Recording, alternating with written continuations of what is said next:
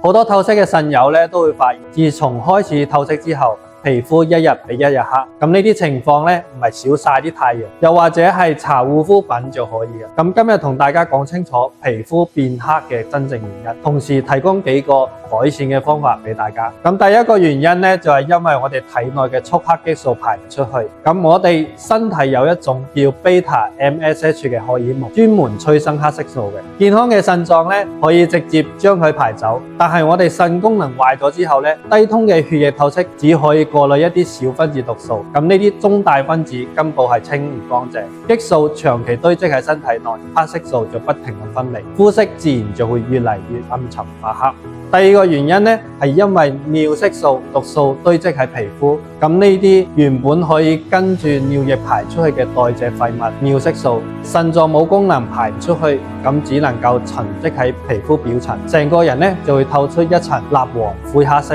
咁呢啲就係透析腎友特有嘅暗沉面色啦。第三個原因，成身痕癢拗出嚟嘅色素沉澱。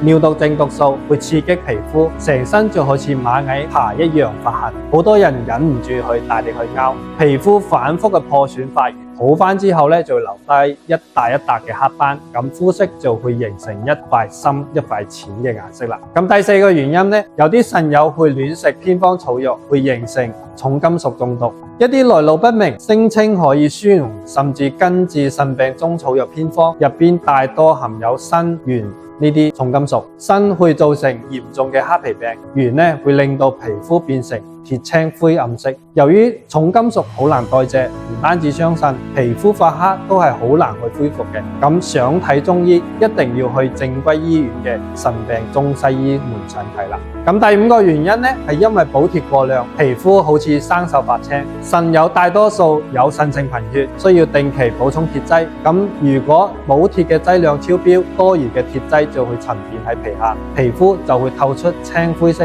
睇起身就好似生鏽一樣。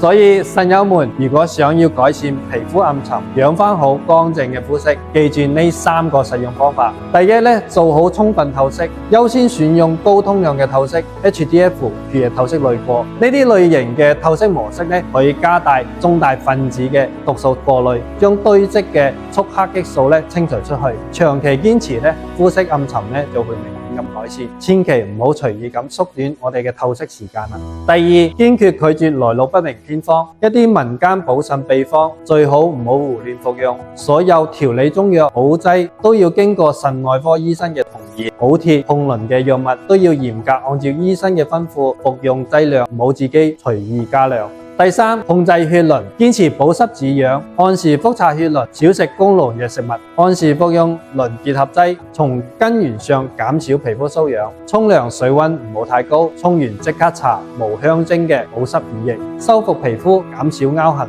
避免生出新嘅黑斑。大家記住，皮膚發黑唔單止唔好睇，更加係體內嘅毒素指標異常嘅信號，一定要揾啱原因，好好調理。我係麥迪人參嘅腎臟專科黃醫生，我哋中心喺嚟緊嘅星期六下晝有一次免費嘅腎功能檢查，有興趣嘅朋友可以點擊一下報名參加。